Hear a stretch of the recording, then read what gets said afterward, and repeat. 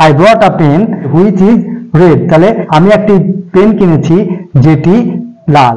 Hi friends, welcome back to my channel MS English Learning. Hope you're all fit and fine. So friends, today we are going to learn classification of pronoun. There are 9 pronouns in pronoun family. So today we will learn very carefully and very easily.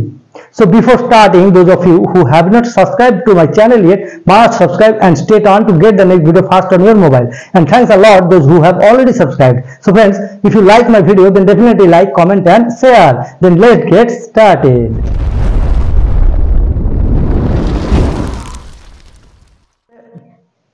So friends, আজকে আমরা প্রোনাউনের classification শিখব. তাহলে চলো দেখে নিই. So friends, আজকে আমরা প্রোনাউনের classification শিখব. দেখো, তাহলে প্রোনাউনের ক্লাসিফিকেশনটা শেখার আগে আমাদেরকে প্রোনাউন সম্বন্ধে জানতে হবে. প্রোনাউন কি? দেখো, প্রোনাউন হলো সেই ওয়ার্ড যে ওয়ার্ড নাউনের পরিবর্তে বসে এবং নাউনের কাজটা করে দেয়, তাকেই প্রোনাউন বলে. তাহলে যে ওয়ার্ড নাউনের পরিবর্তে বসে নাউনের মতো কাজ করে তাকে বলা হয় প্রোনাউন. এই প্রোনাউনকে 9টি ভাগে ভাগ করা হয়. দেখো, personal pronoun, possessive pronoun, reflexive pronoun, demonstrative pronoun, interrogative pronoun, relative pronoun, indefinite pronoun, distributive pronoun এবং রেসিপ্রোকাল প্রোনাউন. এই 9টি ভাগে প্রোনাউনকে ভাগ করা হয়. আমরা একটা একটা করে দেখব এবং কিছু এক্সাম্পল দেখব, তাহলে একদম সহজে বোঝা যাবে. দেখো, প্রথমে আমরা দেখব পার্সোনাল প্রোনাউন কাকে বলে. তাহলে পার্সোনাল প্রোনাউন কাকে বলে? যে প্রোনাউন পার্সন বা ব্যক্তির পরিবর্তে বসে তাকে বলা হয় পার্সোনাল প্রোনাউন. তাহলে যে প্রোনাউন পার্সন বা ব্যক্তির পরিবর্তে বসে তাকে বলা হয় পার্সোনাল প্রোনাউন. যেমন দেখো, I, we, he, she, they, it, এগুলো হলো personal pronoun. I, we, he, she, they, it, you, এগুলো হলো পার্সোনাল প্রোনাউন. এই পার্সোনাল প্রোনাউনকে নাম্বার এবং পার্সন অনুযায়ী ভাগ করা হয়. ঠিক আছে, এই ভাগগুলো আমরা পরে যখন পার্সোনাল প্রোনাউন আলাদাভাবে শিখবো তখন আমরা সেগুলো শিখে নেব. এখন শুধুমাত্র আমাদেরকে জানতে হবে যে পার্সোনাল প্রোনাউন কোনগুলি. তাহলে এইগুলি হলো পার্সোনাল প্রোনাউন. যেমন দেখো, Ram is a good boy.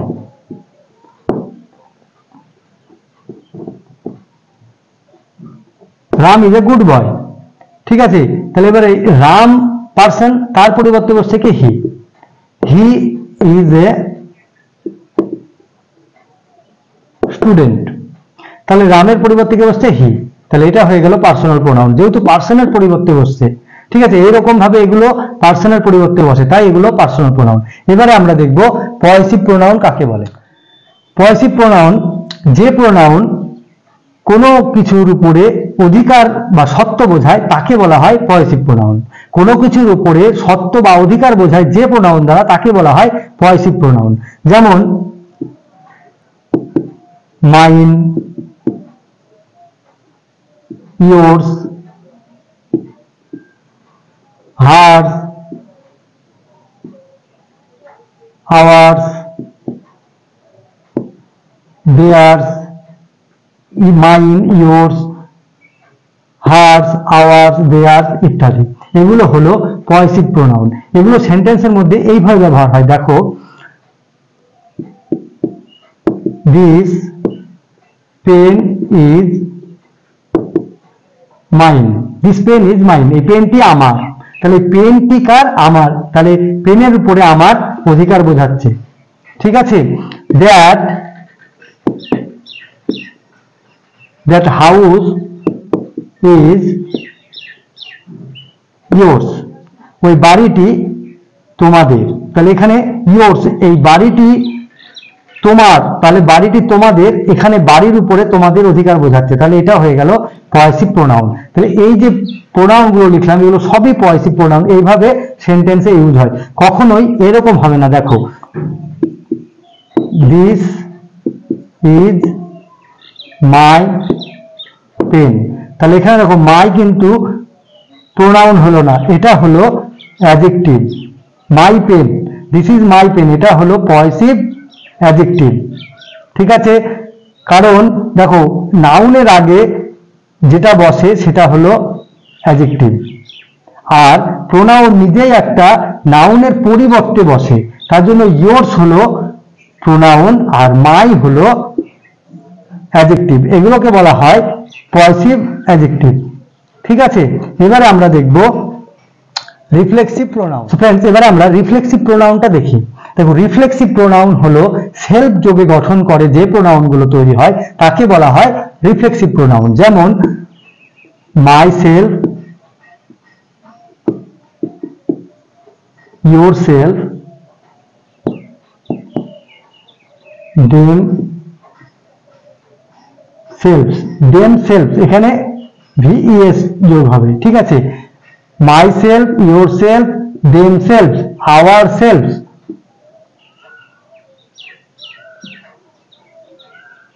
Hour selves.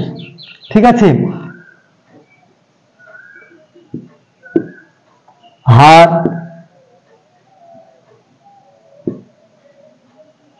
Her self. তাহলে এগুলো হলো রিফ্লেক্সিভ প্রোনাউন। রিফ্লেক্সিভ প্রোনাউন কেন? দেখো, যে প্রোনাউন কর্ম এবং কর্তা একজনকেই বোঝায় তাকে বলা হয় রিফ্লেক্সিভ প্রোনাউন। মানে রিফ্লেক্ট মানে কি, প্রতিফলন। যখন এখানে কর্তাও যে, কর্মও সে, তার জন্য এটা হয়ে গেল রিফ্লেক্টিভ প্রোনাউন। বোঝা গেল? যেমন একটা এক্সাম্পল দিই তাহলে বুঝতে পারবে। দেখো, I do the job myself. I do the job myself, আমি কাজটি নিজেই করি। ঠিক আছে,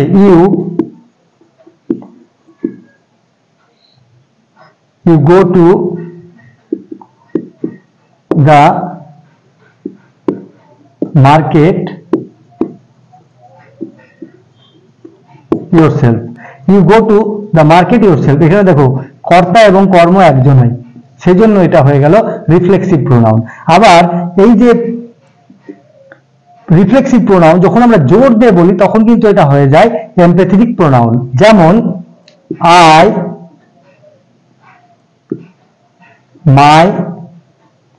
মাইসেলফ ডু দিস, আমি নিজেই এটি করি। I myself do this. You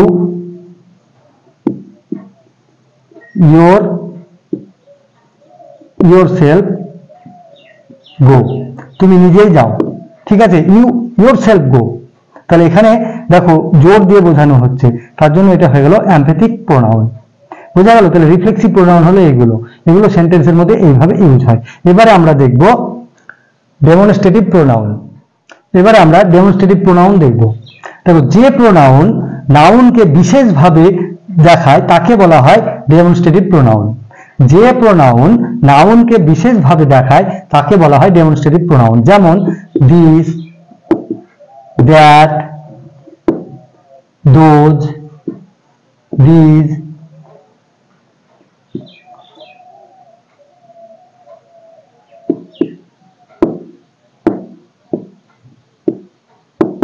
ইট ইত্যাদি। এগুলো হলো ডেমনস্ট্রেটিভ প্রোনাউন। এগুলো দিয়ে নাউনকে বিশেষভাবে দেখায়। যেমন দিস ইজ মাই হাউস। দেখো, দিস ইজ মাই হাউস, আমি যদি বলি মাই হাউস তাহলে কি হবে? মাই হাউস মানে আমার বাড়ি, কিন্তু কোনটা সেটা বোঝাতে হবে। যখনই আমি বলবো দিস ইজ মাই হাউস তখন কিন্তু একটা নির্দিষ্ট করে বোঝাচ্ছে যে দিস ইজ মাই হাউস, এটি আমার বাড়ি। ঠিক আছে, আবার দেখো,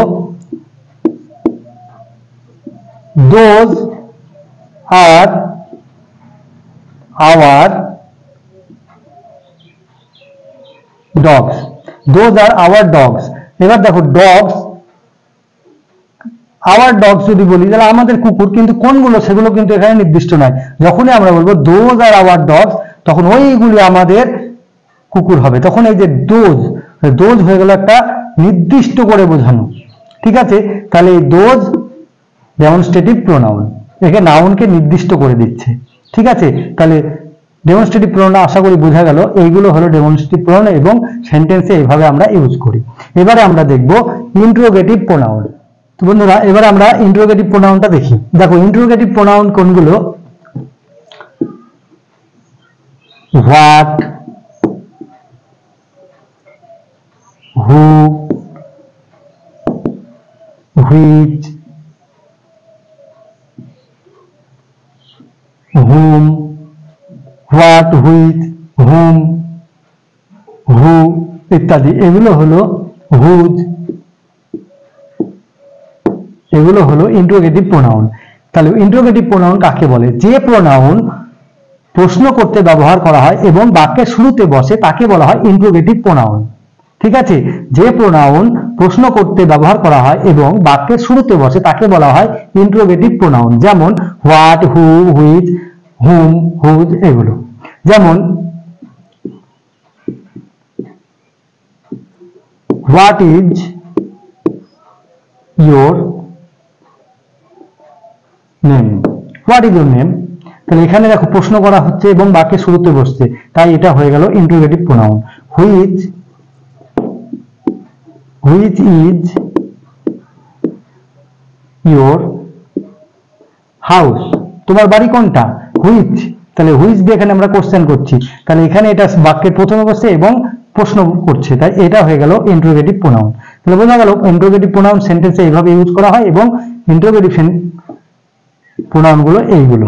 এবারে আমরা দেখব রিলেটিভ প্রোনাউন। দেখো ইন্টারোগেটিভ প্রোনাউন এবং রিলেটিভ প্রোনাউন কিন্তু এইগুলোই, এখান থেকে আমরা কোশ্চেনটা তুলে দিলেই এটা হয়ে গেল রিলেটিভ প্রোনাউন। বোঝা গেল? এবার এটা বাক্য কিভাবে ব্যবহার করা হয় দেখো, what, who, which, whom, whose এগুলো কিন্তু এবার রিলেটিভ প্রোনাউন, কিন্তু আমরা বাক্যে এইভাবে ব্যবহার করি। দেখো I know the man who is a player, I know the man who is player। এখানে দেখো তাহলে হু হলো রিলেটিভ প্রোনাউন, এখানে প্লেয়ার এবং আই নো দ্য ম্যান এই বাক্য দুটির মধ্যে রিলেট করছে। তাহলে ইন্টারোগেটিভ প্রোনাউন কাকে বলে?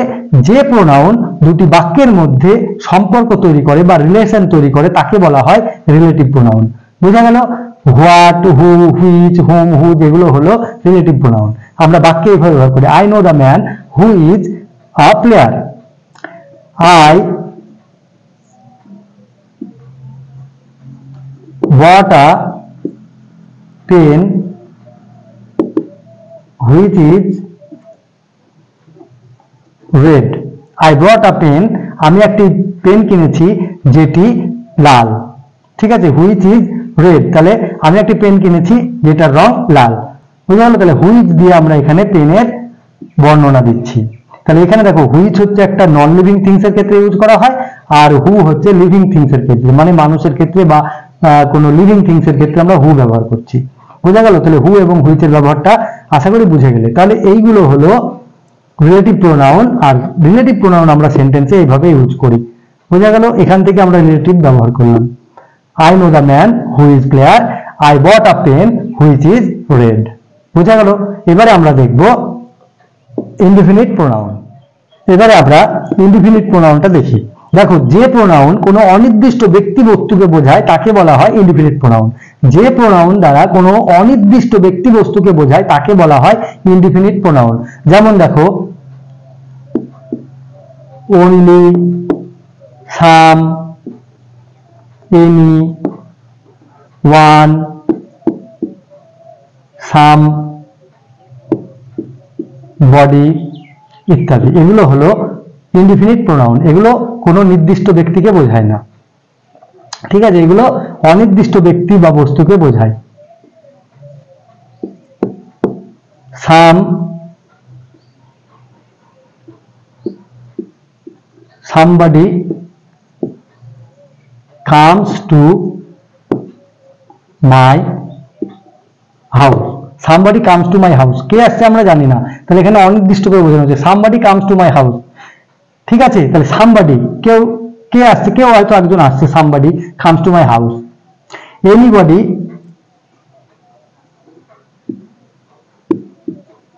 anybody come here। ঠিক আছে, এনিবডি যে কেউ, কিন্তু কোনো নির্দিষ্ট নেই, তার জন্য এটা হয়ে গেল ইনডিফিনিট প্রোনাউন। ঠিক আছে, anybody, somebody, someone, one, only, any, এগুলো সবই হলো ইনডিফিনিট প্রোনাউন। তাহলে বোঝা গেল সেন্টেন্সে আমরা কিভাবে ব্যবহার করি। Somebody coming to our house, anybody come here, তাহলে এগুলো হলো ইনডিফিনিট প্রোনাউন। এবারে আমরা দেখব ডিস্ট্রিবিউটিভ প্রোনাউন। এবারে আমরা ডিস্ট্রিবিউটিভ প্রোনাউনটা দেখব। দেখো, যে প্রোনাউন এক জাতীয় একাধিক ব্যক্তি বস্তুর মধ্যে প্রত্যেকটিকে পৃথকভাবে বোঝায় তাকে বলা হয় ডিস্ট্রিবিউটিভ প্রোনাউন। যে প্রোনাউন এক জাতীয় ব্যক্তি বস্তুর মধ্যে প্রত্যেকটিকে পৃথকভাবে বোঝায় তাকে বলা হয় ডিস্ট্রিবিউটিভ প্রোনাউন। যেমন each, either,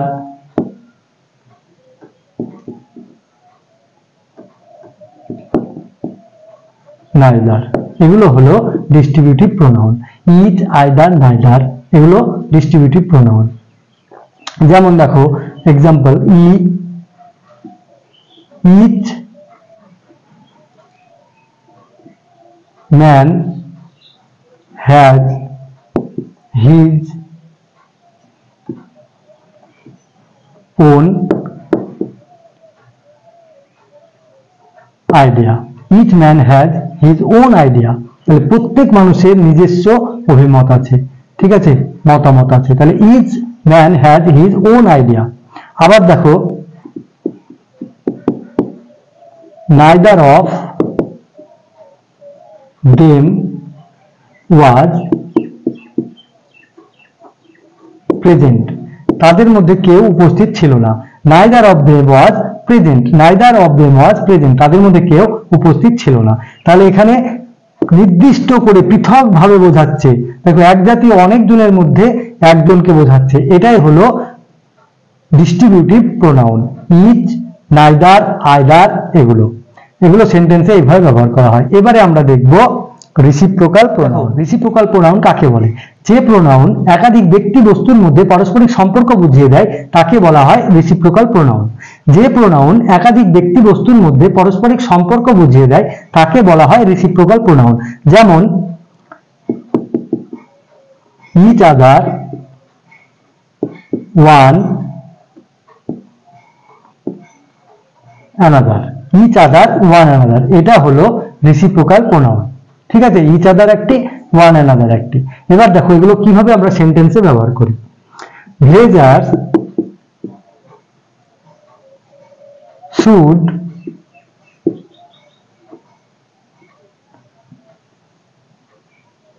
help one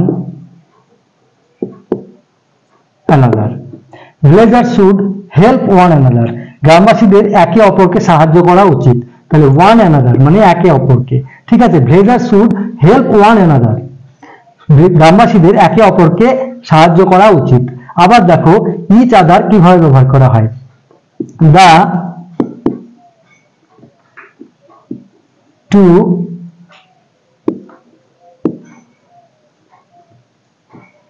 women